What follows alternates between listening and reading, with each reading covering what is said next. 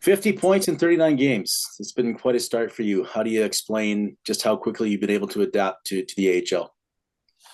I think just not really changing much in how I play the game. I feel like my work ethic and my compete have always been, I think the two things that I rely upon most, and especially me being a smaller guy, I've kind of had to adapt to the game as it's went on. Faster pace and bigger players. As you move up in the hockey ranks. So I've really enjoyed the season so far, and just trying to learn and take in as much information as possible from the coaches and anybody that kind of has to help me out along the way. Did it click right away for you, or was there kind of a period of warming up to the league and a moment where things clicked, or what was that process like? I think the first few games, for sure, you never know what to expect, and you don't know what your role is going to be on a new team, and yeah, I think being able to or being given lots of ice time and opportunity has definitely helped too. Really fortunate for that and thankful. So I'm just trying to take advantage of these opportunities as best as possible. And what do you think these numbers might indicate about your ability to produce at the next level? I mean, it's hard to say. I mean, it's a positive sign. I think as you move along the way, things only get tougher and harder. So, I think being able to produce at this level is a good thing, and that's all you can ask of yourself. To try and put yourself in a spot to get called up. So, Ever since I've known you, you've been driven by doubters. I don't know if it's been anything new this year. Has there been anything that's kind of stuck in your craw that kind of has pushed you to, do what you've been doing?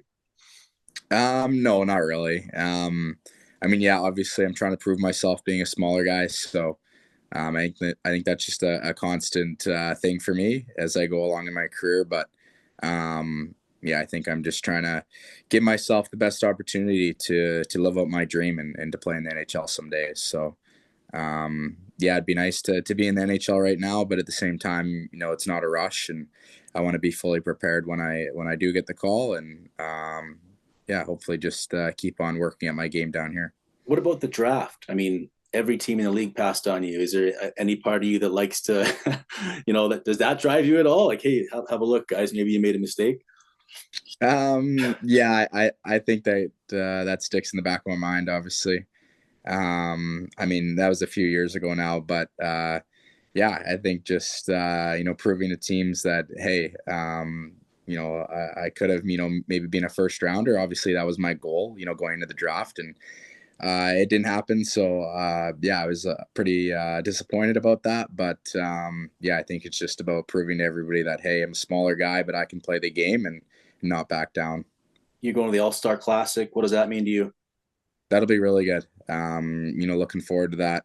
Getting to see some different players from across the league, and obviously, yeah, some really skilled and offensively gifted players. So that'll be cool to be alongside some of those guys and get to experience the All Star competition and then the 3-on-3 tourney as well. You have some family and friends coming out by chance to watch that? Yeah, I do. Yeah, my both my parents are gonna come out. My sister's got to stay back, obviously, because of school. But I think it's a Sunday, Monday. All the events and stuff are happening, so it'll be nice to have them come out to San Jose there and visit with me, and I'll get to hang out with them for a bit. All I have to do is Google your name to see people calling for that call up. Like when's it going to happen? When's it going to happen? Um, is it frustrating to you to not get that call, or what's it like to be where you are, leading the league in points, and to not have gotten that call yet?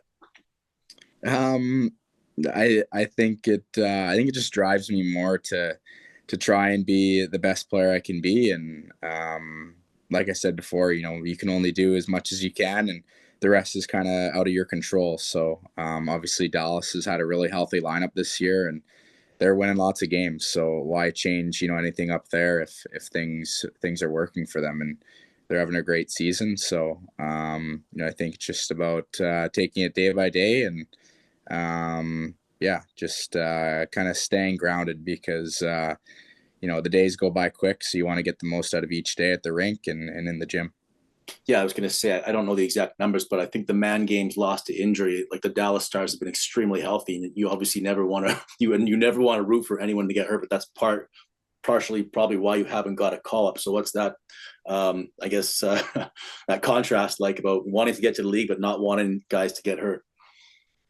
Yeah, I think it just goes back to like what you said.